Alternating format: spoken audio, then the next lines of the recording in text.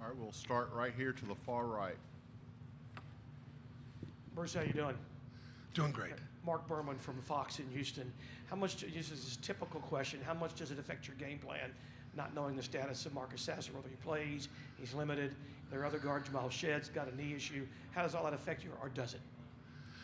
Well, we're planning on him playing, you know. And so, you know, he tried to go, you know, the other night against Northern Kentucky.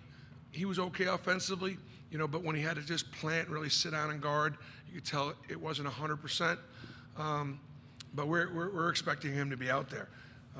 And he makes a big difference for him because he's such a dynamic offensive player and, you know, one of the best guards in the entire country. And so we anticipate he'll play. How cool is it for you that a guy like Jalen said he hopes Marcus is healthy and can play, doesn't want to see him have to sit out? Jalen Williams said that?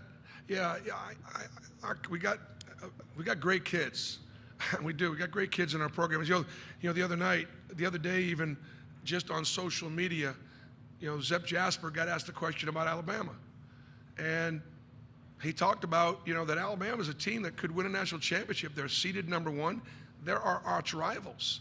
You know, we don't like Alabama. They don't like Auburn, but we respect them, and they're in our league.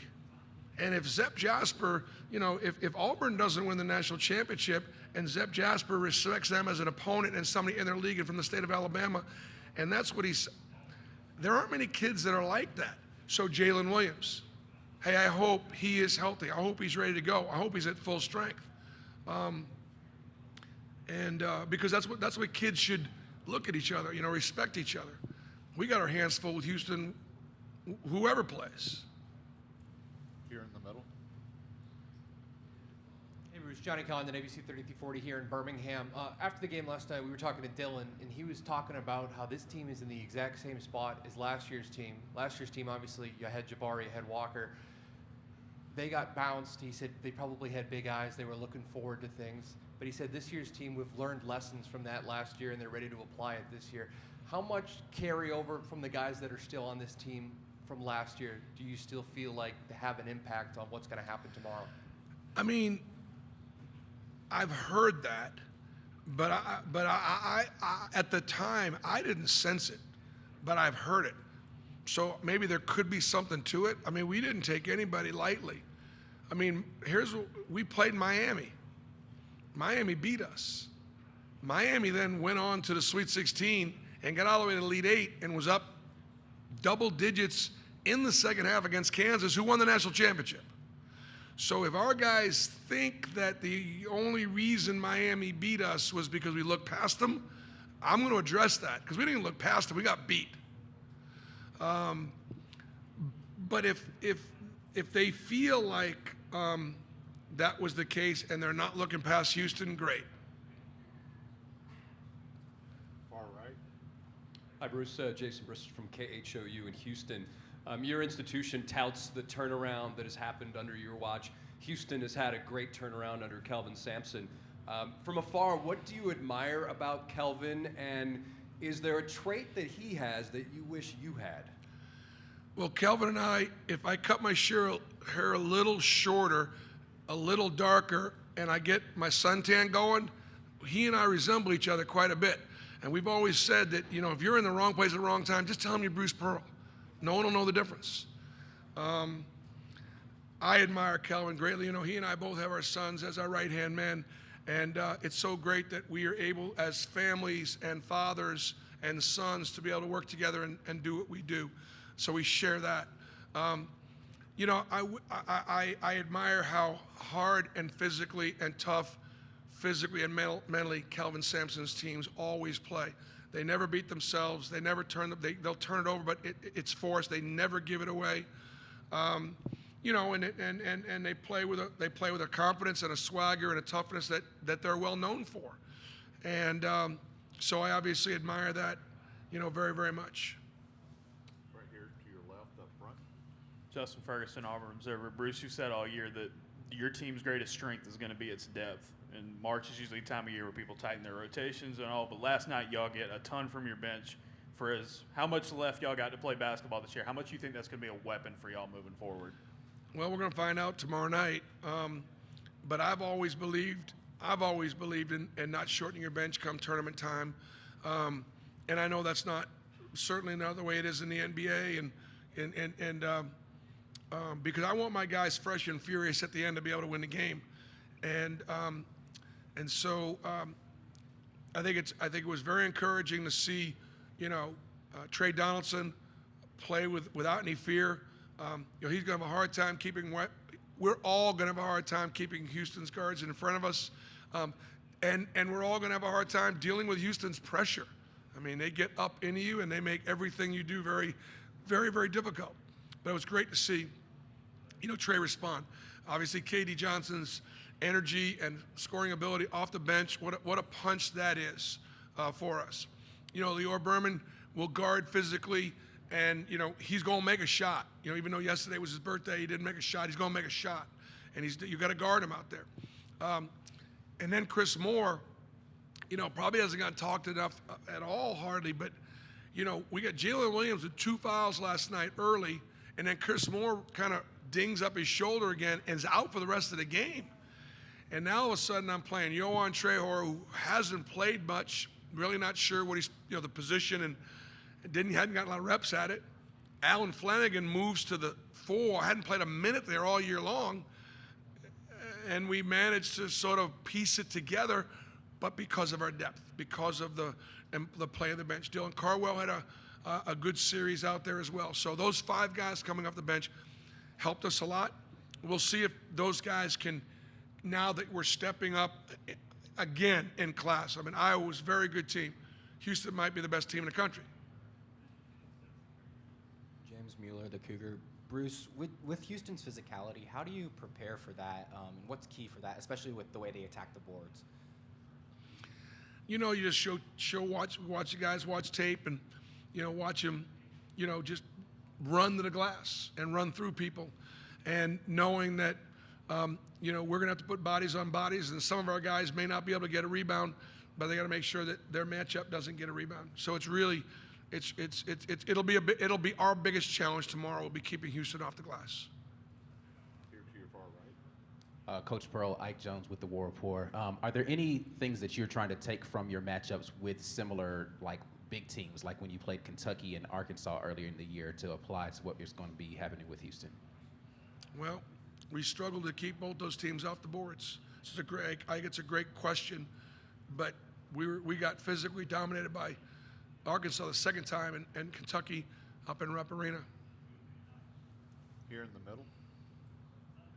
Hey, Bruce, everyone talks about Houston's physicality and their grittiness, and I know you've coached a while and you're a student of the game. What's the most physical basketball team you've ever coached against?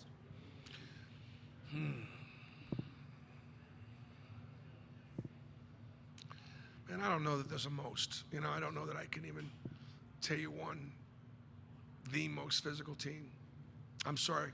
Just there's a lot of them, a lot of good ones. Right here to your far right. Bruce, Newbody Wilborn, AL.com. Starting, heard you have a special day tomorrow, and how would you like to celebrate that special day? But then also, what do you think it's going to be like tomorrow with Bama fans and Auburn fans in the building at the same time, as both teams are trying to advance to the Sweet 16? Well, you know what? My hope is that our fans root for Alabama and the SEC, and that Alabama's fans root for Auburn and the SEC. I would hope that's the case. I think some will. I think some won't. If I was coaching the Houston Cougars, I would do everything I could to bring up to Alabama's fans just how much they're supposed to hate Auburn, right? Talk about anything you could possibly talk about. Talk about the Iron Bowl. Talk about Cam Newton and Cam beating him in Tuscaloosa. Talk about Charles Barkley. Talk about anything you can talk about just to rile that Alabama fan base up to root against Auburn. But I honestly think that we are a state that has pride in our state. And how can you not respect Alabama and their university and their athletic program? I'm not coach at Auburn. I don't like them, but I respect them. That goes a long way, I think. No, nothing special about it.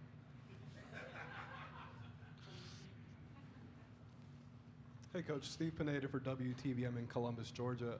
So from the game yesterday, it seemed like Houston struggled to keep Northern Kentucky off the offensive rebounds, off the offensive glass. Is that something you feel like you guys can attack tomorrow? Well, I don't think Northern Kentucky played so well, so hard, so aggressively. I'm sure that Kelvin will be cleaning that up in a big, big way. My guess is probably with a lot of long shots and long rebounds, because NKU shot a lot of 3 balls, and the inside shots, inside rebounds, Houston's going to get all those. Long shots, long rebounds. Now it's more about chasing 50-50 balls in guards, and I think they'll get that cleaned up. Right here.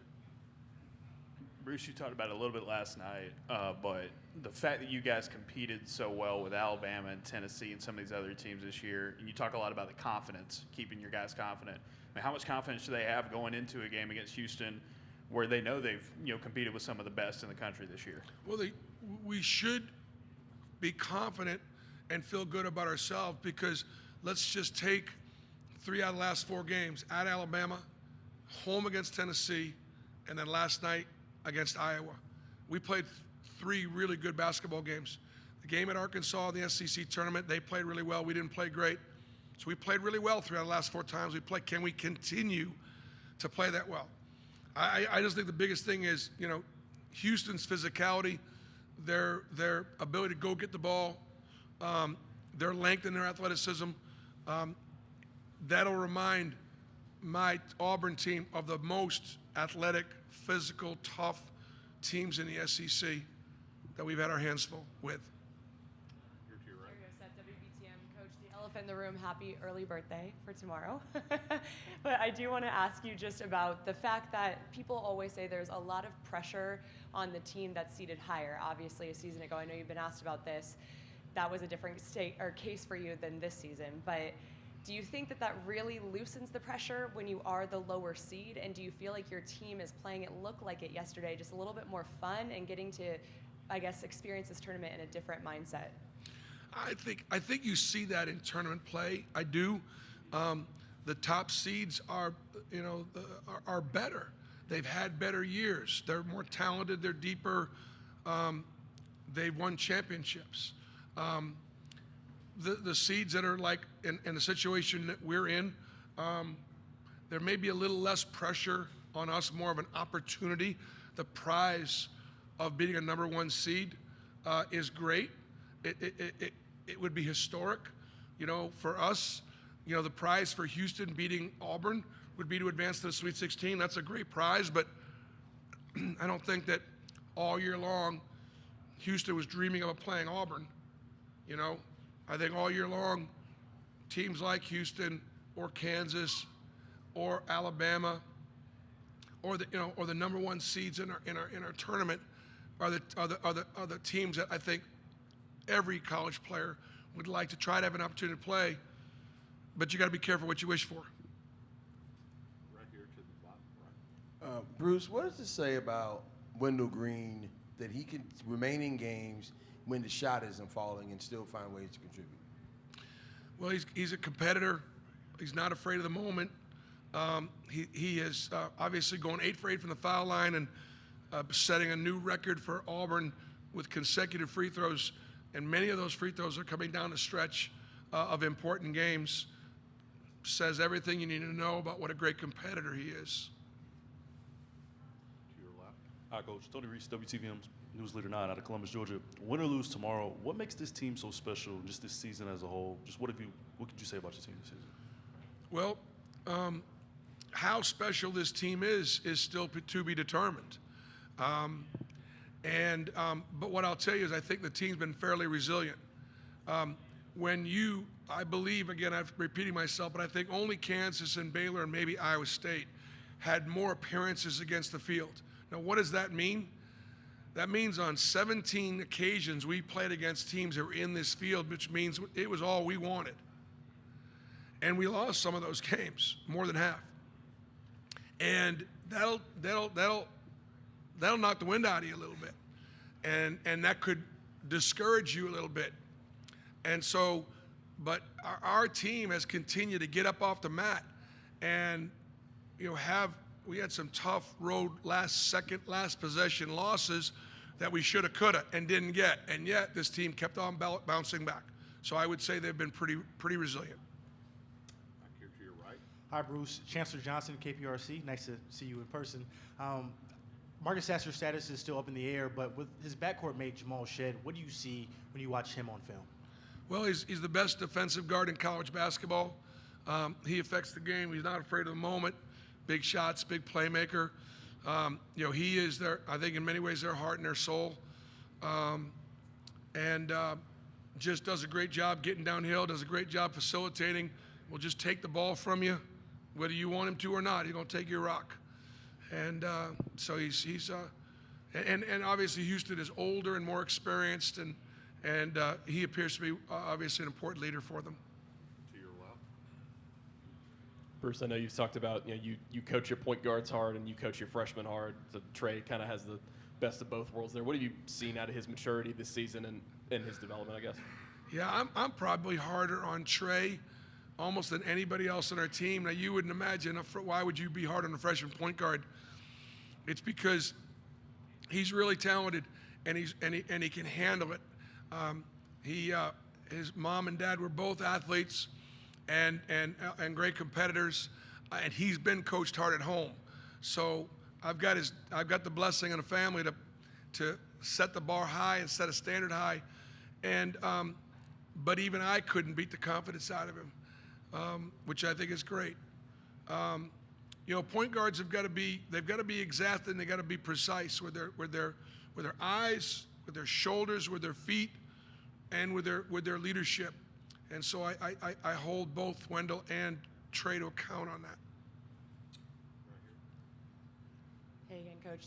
Seth got a little bit of heat for what I think was a very mature response on saying, he loves the SEC. And I have to ask you, I just asked him again, I love that mentality from a player that he kind of leans more into just being wide open and loving for both programs, Auburn and Alabama. What are your thoughts on that? What can you say to his maturity? And do you want to back him up? Yeah, I already have, but I'll do it again. No, I think it's great. I think it says something about the young man. I think it actually says something about being an Auburn man. That, look, we don't like Alabama, but we respect them. Now, when I say we don't like them, you know what I mean. They're our rival. I've said it many times. Nate Oates is one of the best coaches in the country. They run their program the right way. I don't know if I'm going to go as far as say I'm rooting for them, but I respect them, and they're in the SEC, and I'd like to see them do really well. I'd like to see them beat Maryland tomorrow, and I'd like to see Auburn beat Houston if we can, and have Birmingham, Alabama be, able to be a place where both these teams came from. You guys in Houston know what football country's all about. You understand what that's all about. You know how hard it's been for the basketball programs in this state to even come close to competing with so many other sports, and now we're on the biggest stage at the same time in the same location. Auburn or Alabama have won either the regular season or the SEC tournament championship like 5 out of the last 6 years. I'm proud of that. I'm proud of it. We've won it 3 times. They've won it a couple times. Okay, you're proud of Alabama. Check. You're an elite recruiter, okay? All right. Give me the elevator pitch on why an Alabama football fan or Alabama basketball fan should cheer for Auburn tomorrow. Because they respect us. They respect our program. They respect how our kids play. They when you're a gladiator and you are competing in the arena, and you've got a worthy opponent, you want to kill them before they kill you. But you better have respect for that opponent, and I just think we do. So that's about as far as I could take it.